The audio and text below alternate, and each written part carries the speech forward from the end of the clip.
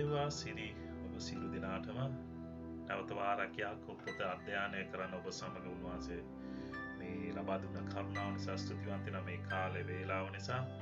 ඉතින් අපි ගොඩක් ඉබීට මේ පාඩම් මාලාව කරගෙන යන්නේ. ඉතින් නමුත් අපිට කිසිම අදිස්සියක් නැහැ මේක ඉවර කරගන්න ඕනේ කියන එක. අපිට අවශ්‍ය වෙන්නේ උන්වහන්සේ කතා කරන හඬ අසන්න, ඒ වගේම අපේ ජීවිත වෙනස් කරගන්න, අපේ ජීවිත අඩුපාඩු අදාගන්න, ඒ ආශිර්වාද ලබාගන්න විදිය, ආශිර්වාද භුක්ති විඳින්නේ කොහොමද කියලා දැනගන්න. ඉතින් කිව්වා වගේ යාකෝබ් පොත ඉතාමත් ආශිර්වාදමත් පොතක්. එය වචනය අසන්නෝ පමණක් නොවී වචනය ක්‍රියා කරන්නෝ බවට පත් කරන පොතක්. ඉතින් අපි බලවත් හාස්කාම් උන්වහන්සේගේ ස්පර්ශය කරුණාව අත්දකින පොතක්. ඉතින් මා විශ්වාස කරනවා මේක අපි පදයෙන් පදේ අධ්‍යයනය කරන මොහොතේදී මේ හැම පාඩමක්ම උන්වහන්සේ ඔබට ආශිර්වාද කරනවා ඇති කියලා. ඉතින් දැන් අපි වැඩි කාලයක් ගන්නේ නැතුව අපේ පාඩම් මාලාවට යන්න යනවා. මා විශ්වාස කරනවා මම කැමති ඔබගෙන් නැවත වාරයක් ඉල්ලන්න පසුගිය පාඩම් කීපය තුළ ඔබ බැලුවේ නැත්නම් ඒ පාඩම් වලට පොඩ ඇහුම්කන් දෙන්න, ඒවා අධ්‍යයනය කරන්න. අද අපි පටන් ගන්න මේ 4 වෙනි කොටසයි. ඉතින් මේ 4 වෙනි කොටස තුළ උන්වහන්සේ ඔබට ආශිර්වාද කරයි කියලා මම විශ්වාස කරනවා. ඉතින් යාඥාවේ උන්වහන්සේගෙන් ඉල්ලා සිටින හැමතිස්සෙම උන්වහන්සේගේ වචනය අසන්න කලින් එක දෙයක් ඔබගේ සිත තුලින්ම කියන්න ඕන දෙයක් තමයි, ස්වාමිනී මට කතා කරන්න. මෙන්න මේ ආකාරයට ඔබ උන්වහන්සේගෙන් හැම මොහොතෙම ඉල්ලන්න. කියන්න ශුද්ධාත්මයාණෙනි මට කතා කරන්න. උන්වහන්සේ ඔබ තුල සිටිනා, උන්වහන්සේට ඒ අවශ්‍ය අවධානය යොමු කරන්න උන්වහන්සේ ඔබට කතා කරයි. ඉතින් උන්වහන්සේ ඔබට ආශිර්වාද කරයි කියලා මම විශ්වාස කරනවා. අතර අපි ඉක්මනට අපේ පාඩමේ පදවලට අපි යන්න යනවා. හොඳයි, මේ 4 වෙනි කොටසයි. අපි ගිය සතියේ බැලුවා නැත්නම් ගිය පාඩම අපි බැලුවේ යාකෝබ් 1 පළවෙනි පරිච්ඡේදයේ 5 වෙනි පදය අපි බැලුවේ. අපි තේරුම් ගත්තා ඒ පදවල අපි කියුවේ ප්‍රඥාව අඩු නම් වරද නොතබන්නාව බොහෝ කොට සියල්ලන්ට දෙන්නව දෙවියන් වහන්සේගෙන් ඔහු ඉල්ලාවා. ඒ කියන්නේ අපි ගිය පාර අපි බැලුවේ ප්‍රඥාව ගැන. බොහෝ අය ඔවුන් කවදාවත් යාඥා කළා ප්‍රඥාව ඉල්ලන්නේ නැහැ. නමුත් ප්‍රඥාව කියන එකේ ඉල්ලීමේ වැදගත්කම, ආශිර්වාදය අපේ තියෙන අපි මේ ගොඩාක් ඒවා කලවම් කරගෙන තියෙන ප්‍රශ්නවලට හොඳම විසඳුම තමයි ප්‍රඥාව. ඉතින් දෙවියන් වහන්සේගෙන් ඉල්ලුවේ නැත්තම් උන්වහන්සේ එය දෙන්නේ නැහැ. right? එතකොට මේ ප්‍රඥාව කියන්නේ මොනවාද? ඒ තුල තියෙන වටිනාකම, ඒ තුල තියෙන ආශිර්වාදය අපි බොහෝ ලෙස බැලුවා. අපි විශ්වාස කරනවා මේ පාඩම ඔබ ඇසුවේ නැත්තම් 3 වෙනි කොටස ඔබට ඒක අසන්න පුළුවන්. ඒ ගැන මම ගොඩක් විස්තරාත්මකව කියනවා ප්‍රඥාව ගැන. එවිට ඔබ විශ්වාස කරන ඔබගේ හැම යාඥා තුළ ඔබ උන්වහන්සේ කන්න ලව්වෙන් ඔබ උන්වහන්සේ විශ්වාස කරමින් සිටී කියලා ඒ ප්‍රඥාවෙන් පූර්ණ කරන පිණිස. හාලෙලූයා. හොඳයි. අපි අද දවසේ බලන්න යන්නේ 6 වෙනි පදේ. දැන් ඔබගේ බයිබලයේ තියෙනවා නම් පෙරලා ගන්න පුළුවන්. මම මෙතන ලියලා තිබෙනවා. කියනවා නමුත් අනුමාන නොකරම ඇදහිල්ලෙන් ඉල්ලාවා. මත් නිසාද අනුමාන කරන්න සුළඟින් ගෙන යන්නා වූ සෙලවෙන්නා වූ මුහුදේ රැළට සමානය. අනුමාන කරන කෙනා, ඒ කියන්නේ දැන් මේ ස්ථාන කියන්නේ ඉල්ලන දේ ඔබ ඇදහිල්ලෙන් ඉල්ලන්න ඕනේ. දැන් අපි දන්නවා මෙතන ඉල්ලන්න කිව්වේ ප්‍රඥාව ගැන. right? අපේ ප්‍රඥාව අඩු නම් ඒ දේ ඉල්ලන්න කියනවා. ඉතින් සමහර අය කියන මම ආඥා කරා බ්‍රදර් මම ඉල්ලුවා ඉතින් මට හම්බුනේ නෑනේ. right? ඒක ප්‍රශ්නේ ඇවිල්ලා ඊළඟ මේ 6 වෙනි පදේ ඉඳන් අපිට කියන්න යනවා. ඉතින් අද අපි බලන්න යනවා කොහොමද අපි ඉල්ලන්න ඕනේ. කොයි ආකාරයේ සිතක්ද අපිට තියෙන්න ඕනේ කියන එක අපි බලන්න යනවා. ඒක නිසා මේ යාකෝබ්තුමා කියනවා ඉල්ලන දේ ඇදහිල්ලෙන් ඉල්ලන්න අනුමාන නොකර.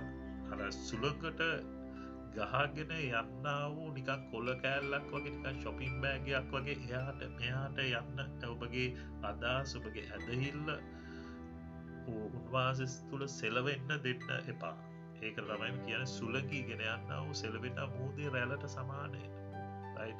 මූදේ මැද තියෙන රැලි හැම පැතිවලටම ගලනවා.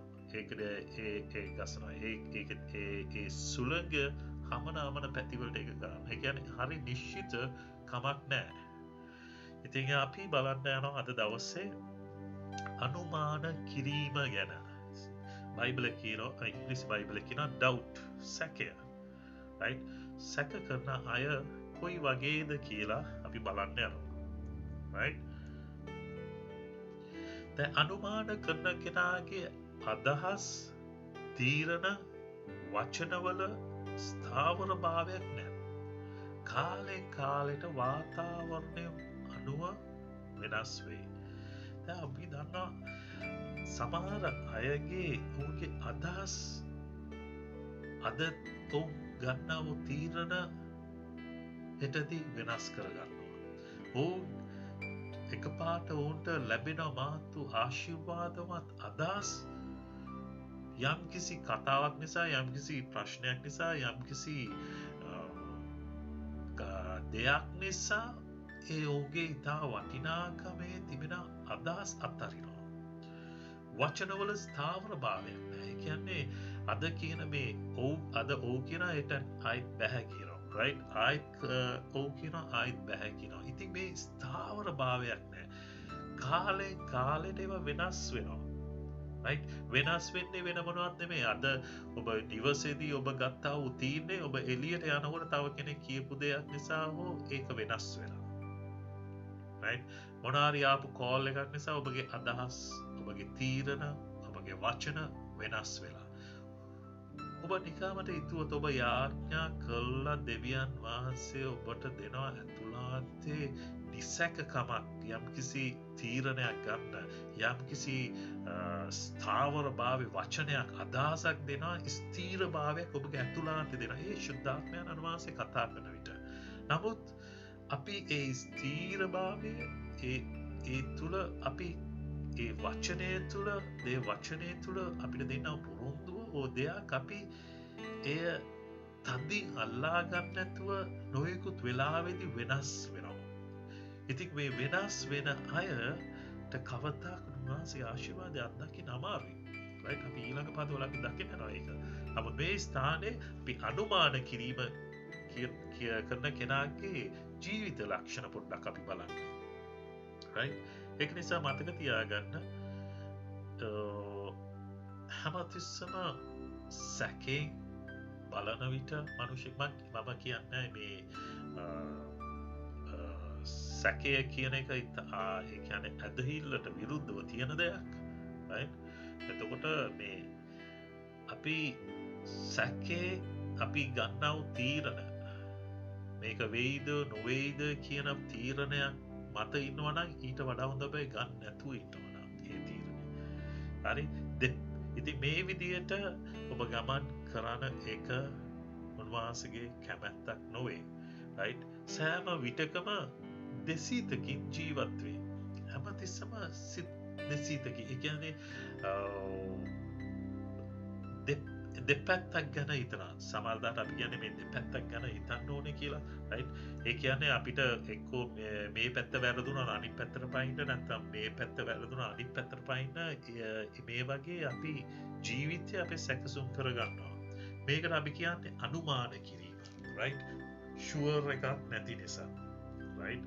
ඒක නිසා මේ වගේ ජීවිතයකට පුරුදු වෙන්න එපා. ඒ වගේ ජීවිතයකට ඇදහිල්ලේ ජීවිතයක් කියලා කියන්න බෑ. කොහෙත්ම අද කිතුණුවන් පවා බොහෝසේ දෙසිතකින් සිටින්නේ.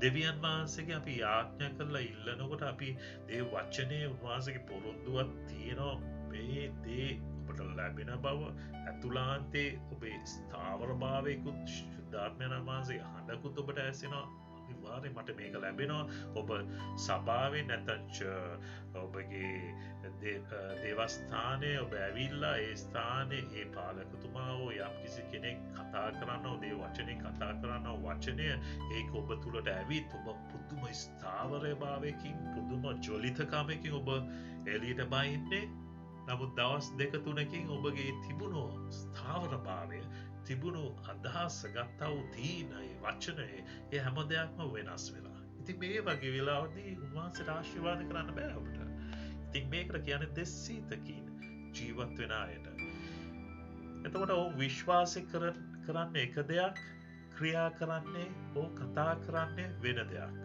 මේ ගොඩක් සභාවල අපි දකිනවා නේද අපි ගොඩාක් කතා කරනවා අපි කතා කරන ඇදඉල්ල ගැන උන්වහන්සේ මොනතරම් විශ්වාසවන්තද උන්වහන්සේ මොනතරම් අනර්ගද ප්‍රේමණීයද උන්වහන්සේ කවදාක්වත් අපි පාරට දමන්නේ නෑ උන්වහන්සේ රෝග සුව කරන දෙවියන් වහන්සේ උන්වහන්සේ අප සමඟ සිටින තැනන් වහන්සේ කියලා හැම තිස්සම සභාව තුළ අපි කතා කරන දෙයට ඇසෙන දෙයක් අපි කතා කරනවා උන්වහන්සේ මා සමගයි කියලා නමුත් ඔහුගේ ක්‍රියාව දෙස බැලුවම ඔවුන් ඒ කියපු දේවල් විශ්වාස කරන අය කියලා පෙනෙන මානයක්වත් නෑ තේරෙනවද ඒ කියන්නේ ඔවුන් විශ්වාස කරන්න එක දෙයක් ක්‍රියා කරන්න එක දෙයක් ඉතින් අපි ඇතුළේ විශ්වාස කරන දේ නේද අපි පිටස්තර අපි පෙන්නන්න ඕනේ අපි ඇදහිල්ලෙන් නෑ උන්වහන්සේ මා උදාහරණයක් වශයෙන් මම ගන්න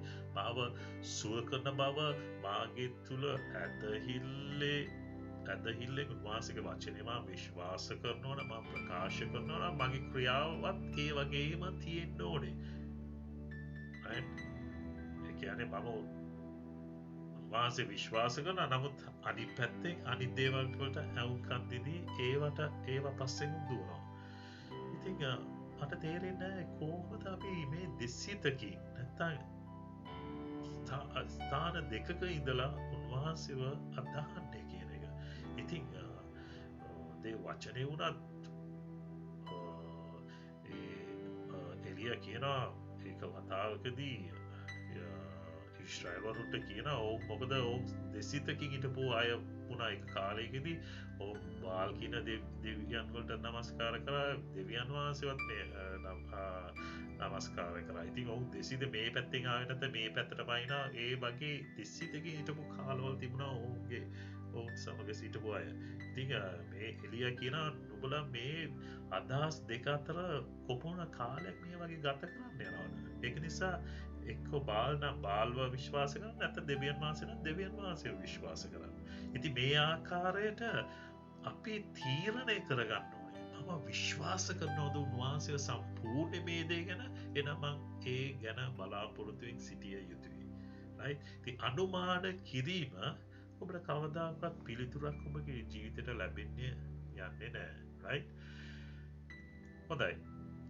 අනුමාන කිරීම හා ඇදහිල්ල ගැන බයිබලේ චරිතයන් තියෙන ගොඩක් අපි දන්නවා දේ වචනය තුළ මේක සැබෑ දේ වචනය කියන්නේ මේක සැබෑ දෙයක් නිසා මේක මනුෂ්‍යයෙක්ගේ හොඳ පැත්ත කතා කරන වගේම නරක පැත්තත් පෙන්නු කරන තැන බයිබලයක් ඉතින් නික අනිත් පොත් වගේ හැමතිස්සම හොඳම හරිම දේ විචරක් පෙරලා අරගෙන කියන දෙයක් නෙමෙයි මේක හැම දෙයක් විවෘතව තියෙන දෙයක් ඉතින් අනුමාන කරපු කෙනාවත් පෙන්වනවා ඇදහිල්ලෙන් හිටපු ඉඳලා ආයෙත් අනුමාන කරපු ඒගොල්ලෝ ජීවිත වලින් අපිට තියෙන්නේ ඉගෙන ගන්න.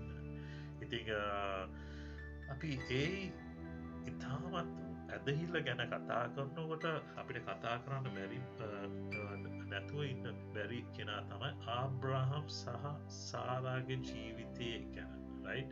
අපි උප්පත්තියේ පොතේ 12 වෙනි පරිච්ඡේදයේ සිට 25 වෙනි පරිච්ඡේදය දක්වා ඔබ කියවුවොත් ඔහුගේ කතාව ඒ ස්ථානයේ කියවෙනවා. මේ ආබ්‍රහම් කියන්නේ right ඒ කියන්නේ මේ ගලවුම්කාරය ගැන මේ ලෝකේ ජාතියක ඊශ්‍රායෙල් බී වෙන්න ලෝකෙට පුදුම ආශිර්වාද කළ මේ සුභාරංචිය ගෙන යන්නත් මේ හැම දෙයක්ම මුළු ලෝකයටම ආශිර්වාද කරන්නත් තෝරගත්තා වූ කෙනා තම මේ ආබ්‍රාම්ට තමයි මේ වහන්සේ දුන්නා ඔබේ පොරොන්දුව දුන්නා ඔබ තුළින් මම මහා ජාතියක් ගෙනෙන්නවා ඒ ජාතිය මුළු ලෝකයා ආශිර්වාදයක් වෙන්න යනවා රයිට් අද ඊශ්‍රායල් ජාතිය මුළු ලෝකයාටම ආශිර්වාදයක් වෙලා තිබෙනවා කොයි ලෝකයේ කොයි සිටියත් ඊශ්‍රායල් අය තමයි දේවල් හොයාගන්නේ බෙහෙත් විසඳුම්ද නොයෙකුත් නෝබෙල් ත්‍යාගයන් ලබාගෙන තියෙන වැඩිම රට ඇවිලා ඊශ්‍රායල්. ඉතින් මේ වැනි ක්‍රම වලින් ලෝකෙටම ආශිර්වාදයක් වෙලා තියෙනවා. ඔබ කී ඔබ හොයලා බලන්න පුළුවන් ඔහුගේ ආශිර්වාද මේ ඔබ පාවිච්චි කරන ෆෝන් එකේ එදා හැම ඉලෙක්ට්‍රොනික හැම ජීවිතේ මේ ලයිට් සිස්ටම් හැම දෙයක්ම ජීවිතේට තියෙන දේවල් මේ ඊශ්‍රායල් අය තුලින් ආපු දේ. ඉතින් දෙවියන් වහන්සේ මේ දේවල් ආබ්‍රාම්ට පොරොන්දු වුණා. ඒ වගේ ගැලවුම් කාර්යය ගැන. රයිට් මේ හැම දෙයක් ආබ්‍රාම්ට දුන්නා වූ පොරොන්දුවක්. නමුත් ආබ්‍රාම්ට ඒ පොරොන්දු දුන්නා ඔහු එක දෙයයි කරේ ඔහු විශ්වාස කරා. රයිට් ඉතින් මේ ආබ්‍රාම්ගේ ජීවිතේ ඔහු එකපාරට මේ හැම දෙයක්ම අත්දකින්න උන්වහන්සේ සැලසුවේ නැහැ. ඔහුව පොඩි ගමනක් තුලින් ගෙන ගියා ඔහුගේ ඇදහිල්ල ගැන බලන්න. ඉතින් ආබ්‍රාම්ගේ ජීවිතේ අපි කියවනකොට අපි දකින ආබ්‍රාම් සම්පූර්ණ සිතකින් දෙවියන් වහන්සේ විශ්වාස කළා. ඒක භාගයට නෙමෙයි. අද අපි ගොඩක් මනුෂ්‍යයන් උන්වහන්සේව විශ්වාස කරන්නේ භාගයට. අනිත් භාගයේ තව අය කෙරේ විශ්වාස කරනවා. රයිට් ඒකනේ සමහර අය මම දෙවියන් වහන්සේත් විශ්වාස කරනවා. නමුත් මම මේ ලෝකේ විද්‍යාඥයෝ කියන ඒවත් විශ්වාස කරනවා. රයිට් හොඳයි. නමුත් සමහර දේවල් ඒක එහෙම අපිට දෙයක් තෝරගන්න වෙනවා. සමහර අය කියනවා මම ජේසුස් වහන්සේට ආදරේ. රයිට් මාරියතුමියටත් මම ගෞරවය කරනවා. මම බුදුහාමුදුරට ගෞරවය කරනවා. දෙවිදුන්ට ගෞරවය කරන මේ හැමෝ දෙවිවරුම තියාගෙන ඒ කියන්නේ සම්පූර්ණ සිතකින් අදාන්නේ නැහැ ඔබ කාවත්.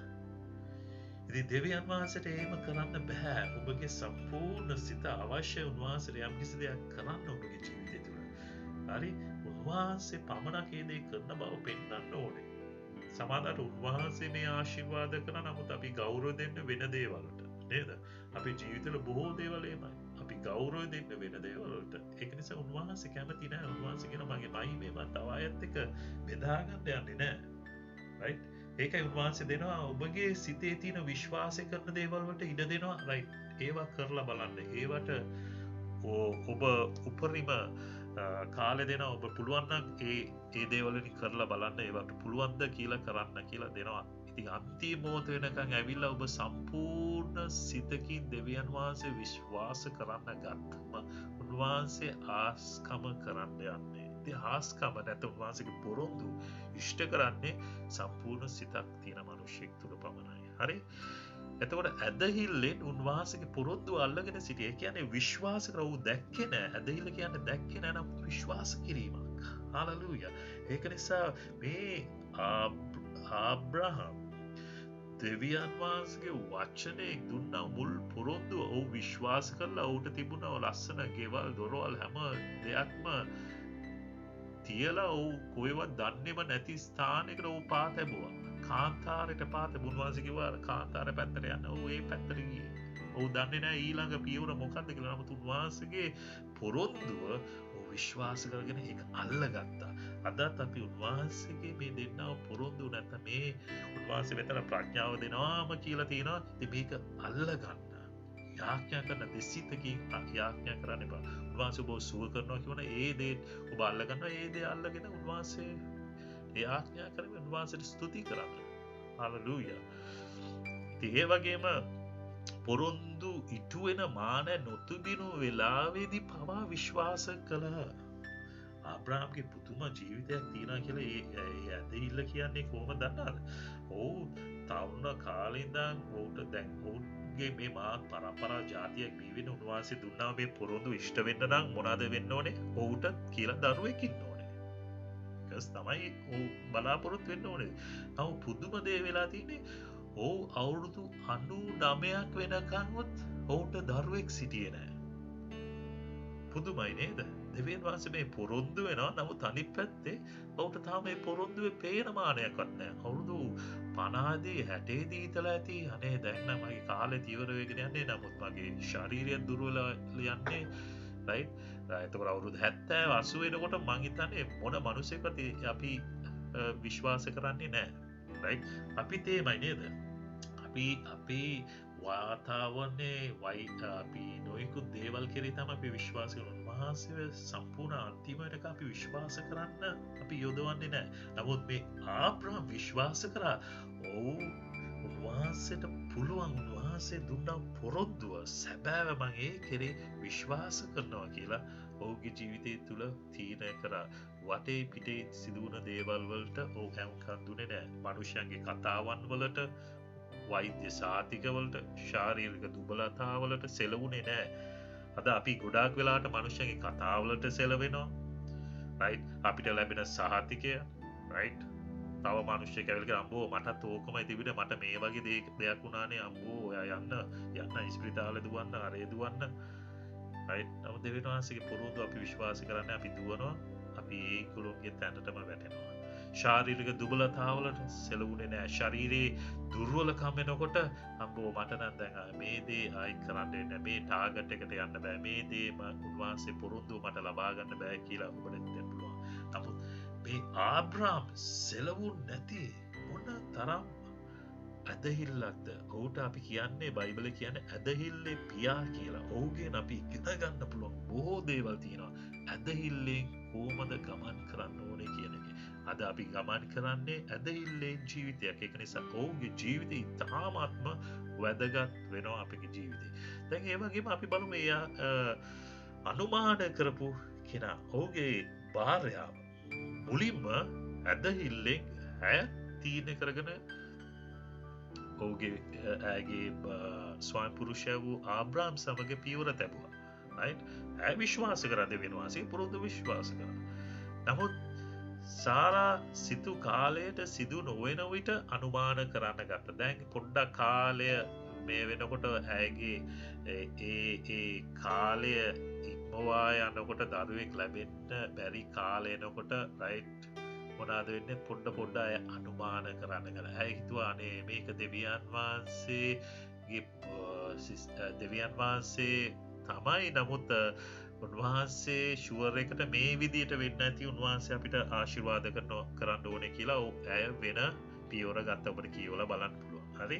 ඉතින් ඇය දෙවියන් වහන්සේ කෙරේ විශ්වාස කරේ නැහැ. මොකද ඇය සිතුවේ දෙවියන් වහන්සේට වැරදුනා කියලා. නැත්තම් දෙවියන් වහන්සේ වෙන සැලැස්මක් තියෙනවා, වෙන විදිය දරුවෙක් ලැබෙනවා කිව්වේ එයා තුලින් නෙමෙයි වෙන කෙනෙක් තුලින් වෙන්න ඇති කියලා ඇයගේ ජීවිත මොට්ටෝයික වැරදි සිතුවිලි ආවා. ඉතින් මේ ආකාරයේ මේ ඔබ සංසන්දනය කරලා බලන්න ඔබගේ ජීවිතේ ඔබ මොනතරම් දේවල් උන්වහන්සේ පොරොන්දු වෙලා ඔබ එනකොට ඒවා සිදුවෙන් ඔබ සිතන කාලෙට සිදු නැති වුණ වෙනකොට, ඔබ සිතන වෙලාවේදී නැත්නම් ඔබ බලාපොරොත්තු වෙන වෙලාවේදී සිදුුනේ නැති වුණකොට, ඔබ කැමති වුණ කෙනාගෙන් මේ වචන ඇසුවේ නැති වෙනකොට, ඔබ බලාපොරොත්තු වුණ ජොබ් එක නැති වෙනකොට, රයිට්, ඔබ සිතන්නේ මේ හැම දෙයක්ම ඉවරයි, උන්වහන්සේ වෙන විදියක් ඇති කියලා. නමුත් සාරා අනුමාන කරන්න ගත්ත ඒ ස්ථානයේ සිට ඇය මනුෂ්‍යයන්ගේ කතාවන් වලට, වෛද්‍ය සාතික ශාරීරික දුබලතාවලට එයාට මෙහාට සෙලවෙමින් සිටියා. ඇය විශ්වාස කරන අනිත් පැත්තෙන් ආයෙත් ආබ්‍රහම් කියන ඇති විශ්වාස කරන ඇදහිල්ලෙන් ඉන්න. නමුත් ඇය ආයෙත් එළියට ගියාම අනිත් මිනිස්සු කියන කතා අම්බෝ දැන් නම් ඉතින් ඔයාට කොයිද දරුවෙක් අරගෙන අදාගන්න කියලා තමයි ඇයට දුනා වාදයක් වෙන්න ඇති. වෛද්‍ය සාතිකලගෙන ඔබට ජම්මේ නැත්නම් අපි කියනවා මේ ජමේ කියලා කියන්නේ ප්‍රංශේ කවදාක්වත්, රයිට්, කවදාක්වත් සදාටම ඔබට ලැබෙන්නේ නැහැ. ඔබට කවදාකවත් ලැබෙන්නේ නැහැ. ශාරීරික දුබලතා දකින්නකොට හිතලා ඇති මේක සිදු වෙන්න බෑ කියන එක. ඉතින් මේ විදිහට තමයි සාරාගේ ජීවිතේ අනුමාන කිරීම පටන් ගත්තේ. ඒ වගේම ඇය දෙසිතකින් සිටියා කියලා කියන්න පුළුවන්. දේවදූතයා කතා කරන විට ඇතුළාන්තයෙන් ඇය සිනාසුනා කළ දේ වචනය කියනවා. අවසාන කාලෙදී අවසාන දවස්සේ කියන්නේ උන්වහන්සේගේ දේවදූතයෙක් වෙව්වා ආබ්‍රාම්ට අවුරුදු 99යි ඇවිල්ලා ඔහුට ඒ පුරුදුව මතක් කළ කියන දෙවියන් වහන්සේ ඔබට ලබන අවුරුද්ද වෙනකොට අනිවාර්යෙන් දරුවෙක් දෙන්න යනවා කියලා කියනවා. දැන් මේ දෙවියන් වහන්සේ ඇවිල්ලා කෙලිම අවසාන වතාව කෙලිම නිශ්චිතවම කියන මේ ලබන අවුරුද්ද මේ දවසේ වෙනකොට ඔබට දැන් දරුවෙක් ඉන්නවා. දැන් මේ අසාගෙන සිටිය ආබ්‍රාම්ගේ භාර්යාව වූ සාරා. නමුත් බයිබලයේ කියන ඇය ඇතුලාන්තෙන් සිනාසුනා කියලා. එකයන් පිටස්තරව ඇය කියලා ඇති ඇය සමාධාර කියලා ඇති හාලලූයා දෙවියන් වහන්සේ අපිට සපයනවා මේ දෙවියන් වහන්සේ ලොකු ආස්කමක් කරන්න යනවා කියලා පිටස්තර පෙන්නලා ඇති. නමුත් ඇතුලාන්තය ඇය සිනාසුන් මේ මොන බොරුවත් දැන් මේ අවුරුදු ගණනාවක් අපි බලාගෙන සිටියේ. හරි මේ මොන බොරුවත් ඉතින් කියලා ඔබ හිතනවා ඇති. මම කිව්වේ මේ වගේ 200කින් අපි සිටිනවා ඇති. අද සභාවන් වල කිතුනුවන් තුළ තියෙනව දේ ඕක ආස්කම් ලබා ගන්න නැති හේතුව ඇවිල්ලා ඔවුන් හැමතිස්සම 200කින්. මේ ඇතුලාන්තේ ඔවුන් සිනාසෙනවා. අද මනුෂ්‍යයන්ට අපි දේවදාසයන් වශයෙන් අපි කතා කරනකොට අපිට තේරෙනවා ඔවුන් පිටස්තර පෙන්නනවා සැබෑද ඇත්තද. නමුත් අපිට දන්නේ නැතුව නෙමෙයි අපි දන්නා ඔවුන් සමාදාට ඇතුලාන්තේ සිනාසෙන බව අපිට තේරෙනවා. ශුද්ධාත්මයන් වහන්සේ අපිට වැටහෙනවා. නමුත් අපි සමාදාට අපි කෙලිම කියන්නේ ඔයා විශ්වාස කරන්නේ නැහැ ඔයා සිනාසෙනව නේද කියලා අපි කියන්නේ මනුෂ්‍යයාගේ හදවත කැඩෙන නිසා. නමුත් අපිට ඇතුළාන්තයට තේරෙනවා ඒකට අනුව අපි දේ වචනේ තව වචන අරගෙන අපි ඒකයි කතා කරන්නේ. මොකද අපිට ඇතුළාන්තේ පේනවා මේ මනුෂ්‍යයා මේ පිටස්තර පෙන්නුවට ඇතුළාන්තේ ඒ දෙයක් පේන්නේ නැති බව. ඒ වගේ ඔහුගේ ක්‍රියාවලියුත් අපිට දකින්න පුළුවන්කම තියෙනවා. හරි හොඳයි.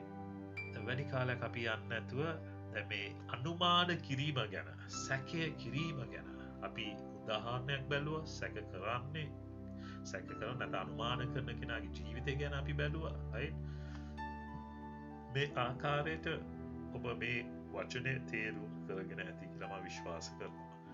හොඳයි. අපි ඊළඟ පදයට යමු. යාකෝබ් 1:7 ඒ කියනවා එබැවින් එබඳු මනුෂ්‍යයා තමාට ස්වාමීන් වහන්සේගේ යමක් ලැබේ යයි නොසිතාවා. මම ඔබට කිව්වේ අනේ ඒ වගේ අයට කියනවා අනේ කවදාවත් හිතන්නවත් එපා ඔබට උන්වහන්සේගේ දෙයක් ලැබෙයි කියන එක. ඒ කියන්නේ ඉංග්‍රීසි බයිබලේ ඇම්ප්ලිෆයිඩ් බයිබලේ කියනවා doubting God's willness. ඒ කියන්නේ උන්වහන්සේගේ කැමැත්ත ඔබ අවිශ්වාස කිරීම අනුමාන කිරීම කරන කෙනාට කිසිම දෙයක් ලැබෙන්නේ යන්නේ නැහැ. right ඒක පැහැදිලි. හරි මේ වචනේ දැන් කියලා දෙන තව පොරොන්දුවක්. මේ පොරොන්දුවත් අල්ල ගන්න. ඒ වගේම ඔබ අනිත් පොරොන්දුව අල්ල ගන්නා වගේම මේකත් අල්ල ගන්න. මේකත් පොරොන්දුවක්. ඔබට අනුමාන කරනවා නම් ඔබට ලැබෙන්නේ යන්නේ නැහැ.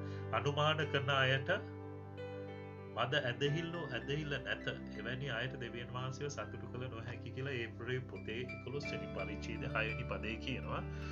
දෙවියන් වහන්සේව ඔබට සතුටු කරන්න ඕනේද? අපිට උන්වහන්සේට මල් ගෙනල්ලා පූජාවට්ටි ගෙනල්ලා ඔබ කරන්න හදන හැම දෙයකම උන්වහන්සේ සතුටු කරන්න බෑ. උන්වහන්සේ සතුටු කරන්න පුළුවන් හොඳම ක්‍රමය දන්නා මොකක්ද කියලා? ඇදහිල්ල.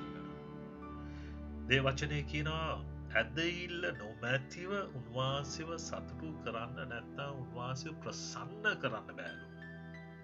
ඉතින් අනුමාන කරන අය නැත්නම් මද හැදහිල්ල නැත්නම් ඇදහිල්ල අඩු අයට දෙවියන් වහන්සේ සතුටු කරන්න බෑ. කොහොමද ඔබ සතුටු කරන්නේ? ඉතින් ඔබ තීන කරන්න ඕනේ මම කාවද සතුටු කරන්නේ? අපි දන්නා උන්වහන්සේ සතුටු කරන විට වහන්සේගේ ප්‍රීතිය අපගේ ශක්තියයි කියලා දේ වචනේ කියන්නේ වෙනවා. හරි? ඉතින් ඊටමත් වැදගත් අනුමාන නොකර මද ඇදහිල්ල නැතු දෙපැත්තටම කකුල් තියාගෙන right ඉන්න නැතුව වහන්සේව විශ්වාස කරන වහන්සේගේ ඇදහිල්ල තබන්න. ඒ වගේම අනුමාන කරන අයට කිසි විටක ස්වාමීන් වහන්සේගේ දෙයක් ලබා ගන්න පුළුවන් වන බව බලාපොරොත්තු හෝ සිතන්නවත් එපා. ඒක තමයි යාකෝබගේ හත කියන්නේ නේද? අනේ ඒ වගේ අයට හිතන්නවත් එපා. බලාපොරොත්තු වෙන්නත් එපා. ඊට වඩා හොඳයි දෙවියන් වහන්සේ ඔබ උදාහරණයක් වශයෙන් ප්‍රතිසම සුවය ගැන ගන්නේ රයිට්. අපි සුවය ගැන උන්වහන්සේ විශ්වාස කරන්නේ නැත්නම් කරන්න එපා. ඔබ කරන බේත ගැන ඔබ විශ්වාස කරලා ගන්න එකේ වැරද්දක් නෑ රයිට්. නමුත් දෙපැත්තට ගිහිල්ලා ඔබ උන්වහන්සේවත් රිදවනවා, උන්වහන්සේව සතුටු කරන්නෙත් නෑ. ඔබ ගන්න බේත තුලින් ඔබට ලැබෙන සුවයකුත් නෑ. තේරුණාද? ඒක නිසා එක දෙපැත්තක් ගන්න. ඔබ අනුමාන කරන්නේ නැතුව එක පැත්තක් ගන්න. අරගෙන ඒ තුල විතරක් විශ්වාසය තබන්න. හරි? ඉතින් උන්වහන්සේ ඒ දෙපැත්තටම ඔබ බේත් ගැන ඔබ විශ්වාස කරනවා නම් උන්වහන්සේ ආස්කමක් කරලා ඔබ කරන්නේ නැහැ. ඔබ සුව කරන්නේ නැහැ. මොකද ඔබ ගෞරවය දෙන්න යන්නේ දොස්තරට නැත්නම් ඒ බේත් වලට නිසා. හරි? ඉතින් උන්වහන්සේ කෙරේ ඔබගේ කැමැත්ත අනුව ඉල්ලන්න. රයිට්? ආස්කමක් ඕන ආස්කම ඉල්ලන්න. ඔබට බේත් වලින් ආස්කමක් ඕන ඒ ආකාරයේ දෙයක් උන්වහන්සේ ඉල්ලන්න උන්වහන්සේට ගෞරවය වෙන විදියට. හොඳයි. අවසාන පදේ මම ඔබ සමග අද අධ්‍යයනය කරන්න යන්නේ යාකෝබ් 1:8 රයිට්. ඔහු දෙසිත් ඇති මනුෂ්‍යෙක්ව තමාගේ සියලු මාර්ගවලදී අස්ථීරව සිටින්නේය. ඔබට කිව්වේ එවැනි මනුෂ්‍යයන් ඒට මේට සෙලවෙන අදහස් සෙලවෙන වෙනස් වෙන හැම මොහොතේම රයිට් අනුමාන කරන අය දෙවනාසකර පැදඉල්ල නැතුව ඉල්ලන අය රයිට් ඌට කිසිම දෙයක් ලැබෙන්නේ යන්නේ මේ වගේ අයගේ ජීවිත ගොඩක් අස්තීරයි. ගොඩක් ඔවුන්ට හැමතිස්සම ඔවුන්ගේ ජීවිත දෙස බැලුවම ඔවුන් හිතා කලබලයි. ඔවුන්ට මේ පොඩි දෙයක් වුණාම එක පාට ගැස්සිලා එක පාට කඩා වැටෙනවා. මේකෙත් මේ ලොකු මේ පාපයක් නෙමෙයි. නමුත් මේක ඔබගේ ඇදහිල්ල ඔබ එක් ස්ථානයක තබන්න බැරිකම නිසායි. ඔබට උන්වහන්සේ කෙරේ 100% විශ්වාස කරන්න බැරිකමයි ඔබට තියෙන වෙන දෙයක් නිසා නෙමෙයි. ඒක නිසා මම මේ කතා කරන දේ ඔබගේ ඇතුළාන්තයට කතා කරන්න ඕනේ. රයිට්? මේක ඔබට නෙමෙයි නම් එනං උන්වහන්සේට වැරදිලා එනවා. මේක අපි හැමෝටම අපි ඇතුළාන්තයට කතා කරන්න අපි හැමෝටම කියන්නේ ඔබ අසගාගෙන ඉන්න ඔබටයි මටයි. රයිට්? මටත් උන්වහන්සේ කතා කරපු අවස්ථාවස් මාගේ මාර්ගවල ස්ථීර වෙන්න කියලා කියනවා. මා ගන්නව තීනවල ස්ථීර වෙන්න කියලා උන්වහන්සේ කියනවා. මම විශ්වාස කරන දේ තුල ස්ථීරව සිටින කියලා ඒ වචනේ මට අවවාද කරන මේ පදවලින්. රයිට්? ඉතින් මේ විදිහට අපි හදා ගන්න ඕනේ අපේ ජීවිතේ. ස්වාමීනි මම ඔබ වහන්සේ තුල සිට ගන්නවා. ඒ ඔබ වහන්සේ දුන්නා ඒ වචනේ තුල මම සිට ගන්නවා ස්වාමීනි. ඒ තුල වහන්සේ ඔබට ආශිර්වාද කරයි. රයිට්? ඉතින් මේ අස්තිවර සිටින කෙනා කොයි වගේද? ඔහු සිතන දැනෙන හෝ තීරණය කරන සෑම දෙයකදීම දෙබිඩි මනසක් ඇති සෑම ආකාරයකින්ම අස්ථාවර හා නොසන්සුන් භාවය දක්වයි. ඉතින් නොසන්සුන් භාවය තියෙන අය රයිට්? තියෙන ප්‍රශ්න ඇවිල්ලා ඔහුගේ ඇදහිල්ල විශ්වාසය එක තැනක නැති නිසා. නැත්තම් තීරණ හරියට ගන්න බැරි කම නිසා. රයිට්? ඔහු සිතන දේවලක් තියෙනවා, දැනෙන දේ තීරණය කරන සෑම දෙයකම දෙබිඩි මනසක් ඇති කෙනෙක්ව සිටිනවා. කියන්නේ දෙපැත්තකට ඔහුගේ හදවත යොමු කරගෙන තිබෙනවා. රයිට්? ඒ වගේම සිත් ඇති අයට උන්වහන්සේ කියන්නේ දෙවියන් වහන්සේට ලං වෙන. ඒ විදිහ උන්වහන්සේ නුඹලාට ලං වෙන සේක පෞකාරයෙන් නුඹලාගේ අත් පවිත්‍ර කරන් දෙසිත් ඇත්තෙනි නුඹලාගේ සිත් පිරිසුදු කරගන්න. රයිට්? දැන් යාකෝබ් 4:8 ඔබ පෙරලා ගත්තොත් මේ වචනේ මේ වගේ අයට කියන දෙන අවවාදය තමයි උන්වහන්සේ කියනවා මට ලං වෙන්න. එවිට මම ඔබට ලං වෙනවා කියලා කියනවා. රයිට්? ඒ දෙසිත් නැත්නම් අස්ථීර භාවයේ අනුමාන කරන අයට උන්වහන්සේ කියන්නේ මොනවාද? ඔබ ඒ වගේ කෙනෙක් නම් right අපි ගොඩාක් අය මේ වගේ ඉතින් උන්වහන්සේ කියන්නේ මට ලං වෙන්න ඒ කියන්නේ උන්වහන්සේ සොයන්න උන්වහන්සේට ආදරය කරන්න උන්වහන්සේට ලං වෙන්න උන්වහන්සේට සමීප වෙන්න උන්වහන්සේ කියන්නේ මම ඒ විට දුරස් වෙනවා කියලා උන්වහන්සේ කියන ඔබ ලං වෙන්න පියවර ගන්නකොට මම ඔබට ලං වෙනවා ඔබ එක පියවරක් මා වෙතට ගන්නවා මම පියවර දෙකක් ඔබ වෙතට ගමන් කරනවා ඉතින් මේ ආකාරයට මේ ප්‍රේමණීය දෙව් තාත්තා ඔබට මෙතරම් ආදරේ ඔබ ලං වෙන්න පියවර ගන්න වෙලාවේදී දෙවියන් වහන්සේ අපගේ ස්වර්ගීය පියානෝ යේසුස් ක්‍රිස්තුස් වහන්සේ අපේ ගැලවුම්කාරයාන අප වෙතට ලං වෙනවා. ඒ වගේ ලං වෙලා උන්වහන්සේ කියන පෞකාරනේ නුඹලාගේ අත් පවිත්‍ර කරගන්න. උන්වහන්සේ පවිත්‍ර දෙවියන් වහන්සේ වශයෙන් උන්වහන්සේ කියන පවිත්‍ර කරගන්න ඔබගේ දෑත්වලින් උන්වහන්සේ කියන ඒ දෑත්වල ඒ දේවල් වලින් ඈත් වෙන්න ඔබගේ දෑත්වල පවිත්‍ර කරන සමාවයි දින උන්වහන්සේ ඉදිරියේ පසුතැවිලි වෙලා අනිත් උන්වහන්සේට ඇරෙන්න ලං වෙන්න දෙසිත ඇත්තනේ නුඹලාගේ සිත් පිරිසුදු කරගන්න කියනවා. ඒ කියන්නේ එක ස්ථානය කරගන්න මේ දෙපැත්තකට ඔබගේ මනස යොමු කරමින් දෙපැත්තේ දෙබිඩි ජීවිතයක් ගත කරන්න නැතුව උන්වහන්සේ කියන පිරිසුදු කරගන්න. ඒ කියන්නේ එක ස්ථාවරයක් කරගන්න. ඒ අපිරිසිදුකම පැමිණෙනවා මේ සිත් දෙකක් තියෙන මනුෂ්‍යයා තුල අපිරිසිදුකම තිබෙනවා.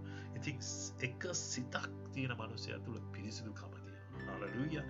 ඉතින් මේකයි යාකෝබ් 4:8 අපට උගන්වන්නේ අවසාන වශයෙන් තීරණය කරගන්න උන්වහන්සේගේ සෑම පුරුදුවක් විශ්වාස කරන බවට උන්වහන්සේ කෙරේ පමණක් බලා සිටින්න ඔබ අද දවසේ තීරණය කරගත යුතුයි.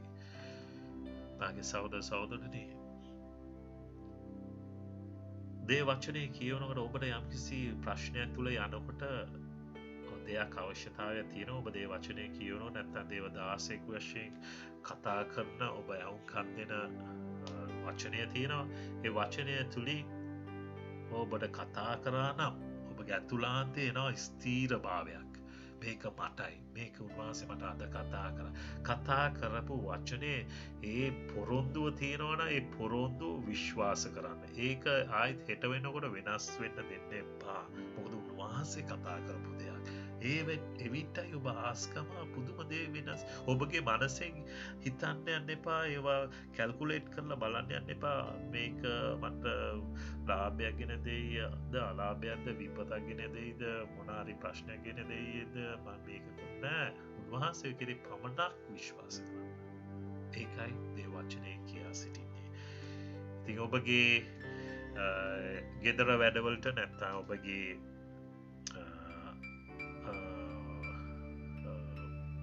ගත යුතු ඔබ මට එවන්න ඕනේ නෝට් එක ඇවිල්ලා විශේෂයෙන් තව චරිතවල් ගොඩක් තියෙනවා බයිබලේ අනුමාන හෝ සැක කරපු බයිබලේ චරිත දෙකක් නම් කර එය විස්තර කරන්න කියලා ලියලා තියෙනවා මම ඔබට විස්තර කරලා තියෙනවා වගේම ඒ අනුමාන කරපු අය ගැන සැක කරපු අය ගැන මට චරිත දෙකක් ගැන ලියලා එවන්න ඇදහිල්ලෙන් ගමන් කරපු චරිත දෙකක් සඳහන් කරන්න තව ඇදහිල්ලෙන් ගමන් කරපු අය තින්නවා ඔහු ගැනත් ඒ චරිත දෙකක් තියන අනුමාන කරපු අය ගැනයි ඇදහිල්ලෙන් ගමන් කරපු අය චරිත දෙක මට ලියලා එවන්න වාසය ඔබට ආශිර්වාද කරයි හොඳයි මේ මොහොතේ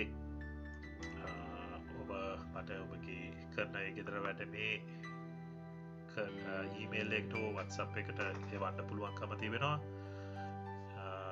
විට මට ඒදේ යම්කිසි වැරද්දක් තියෙනවා මට ඒක පෙන්නුම් කරන්න පුළුවන්කම තියෙනවා හොඳයි අද දවසේ අවශ්‍ය වූ කොටස ඔබ සමග කතා කරා හේබ්‍රේය පළවෙනි පරිච්ඡේදය 6 වෙනි පදයේ සිට 8 වෙනි පදයේ දක්වා අපි කරා පද තුනක් පොඩි වෙලාවක් අපි ගත්තා right නමුත් කීප වතාවක් මේ වීඩියෝ එකට අහුම්කම් දෙන්න මේක බලන්න මේක අහුම්කම් දෙන්න right මේක ඇතුළාන්තයට යන්න සලස්වන ඔබ තුළ right අද අපි බොහෝ ප්‍රශ්න බොහෝ කාරණා ප්‍රශ්නාර්ථයක් එන්නේ බයිබලයේ කියන දේවයි වෙන්නේ සමහර දේවල් අපේ ජීවිතේ වෙන්නේ නැති හේතු හැම දෙයක්ම වෙනවා නමුත් ඇයි මගේ ජීවිතේක වෙන්නේ නැත්තේ ඉතින් මේවා සමහර පොඩි දේවල් සමහර කිතුනවා අය කියනවා අපි ආඥා කරනවා නිරහරුයි නෑ ඒ පොඩි අමාරුනි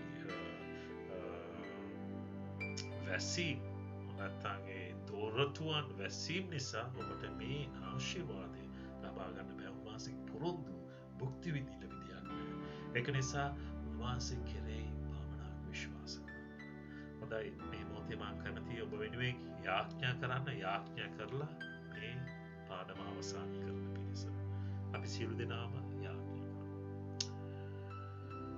ස්වර්ගයේ වැඩ සිටින අපගේ පියාණනේ ඔබ වහන්සේට සියලු මහිමය සියලු ගෞරව දෙනවා යේසුනි අප සමග සිටිනා ඒ ශුද්ධාත්මයාණනේ ඔබ වහන්සේට ස්තුතියි ඔබ දුන්නා ගැලවීම ඒ මහා ආශිර්වාදය නිසා යේසුස් වහන්සේගේ නාමයෙන් ඒ හැම පොරොන්දුවක්ම ඔබ වහන්සේ ස්වාමිනේ සෑම පොරොන්දුවක් කියන්නේ මේ හැමෝ දෙයක්ම නෙමෙයි නමුත් අපිට අවශ්‍ය වූ ඒ පොරොන්දුව ඔබ වහන්සේ දේ වචනය තුළින් අපට කතා කරලා තිබෙනවා ස්වාමිනේ අපගේ මද ඇදහිල්ල නිසා අපගේ අස්තීරභාවය නිසා අනුමාන කිරීම නිසා අපි බොහෝ දේවල් අපිට අහිමි වී තිබෙනවා අනේ ස්වාමිනේ අවත වාරක ආබ්‍රාම් වගේ ස්වාමිනේ වටපිටාව කතාවලට දේවල්වලට ඇවුම්කන් නොදී ඔබ වහන්සේ කෙරෙහි පමණක් විශ්වාස කරන්න ඔබ වහන්සේ කෙරෙහි පමණක් මගේ දැස් යොමු කරන්න ඔබ වහන්සේගේ මඟ පෙන්වීම ශුද්ධාත්මයාණනේ කරුණාව මට ලබා දෙන්න ඒ තුළ ස්ථීරව සිටින්න ගමන් කරන්න ඔබ වහන්සේ කරුණා දැක්වමෙනවා ස්වාමිනේ මා විශ්වාස කරනවා ඔබ වහන්සේ මේ අසාගෙන සිටිනා වූ අයට ඔබ වහන්සේ මේ මොහොතේ ඒ ප්‍රඥාව වූ ඉල්ලා තිබෙනවා ඒ ප්‍රඥාව ආත්මය ඔවුන් තුළ මේ මොහොතේ මා විශ්වාස කරනවා ඔවුන් තුළ සිටින බව ඒ ඔවුන් තුළින් ඒක එළියට එන්නත් ස්වාමිනේ ඒ ගන්නාව තීන අදා සිතුවිලි හැම දෙයක්ම ස්වාමිනේ ඔබ වහන්සේ විමසමින් ඒවා ආශිර්වාද කරමින් ස්වාමිනේ ඇදහිල්ල ඔහුගේ ජීවිත වැඩි කරමින් ඔහුට මඟ පෙන්වන්න කියලා මා ඉල්ලා සිටිනවා ස්වාමිනේ ඔබ වහන්සේට ස්තුතියි මේ මොහොතේ මගේ හැම අසාගෙන සිටි බෑම සහෝදර සහෝදරයන්ම ආශිර්වාද කරන ඔබගේ පොරොන්දු අත්දකින්නත් භුක්ති විඳිනත් ඒ තදින් අල්ලා ගන්නත් ඔවුන්ට මඟ පෙන්වන්න ඔවුන්ට ආශිර්වාද කරන්න යේසුස් වහන්සේගේ නාමයෙන් පියාණනේ ඔබගේ ඉල්ලා සිටින්නෙමි ආමේන් ඉතින් ඔබට වහන්සේගේ ආශිර්වාදය ආශිර්වාදයන් වේවා නැවත වාරයක් යාකෝබ් පොතේ 5 වෙනි කොටස සමග අපි හම්බෙමු තව සතියකින් කාමාරකෙන් ඔබ සමගම ඒ කොටස ගෙනෙන්න. බොහොම ස්තුතියි ඔබට සුබ දවසක්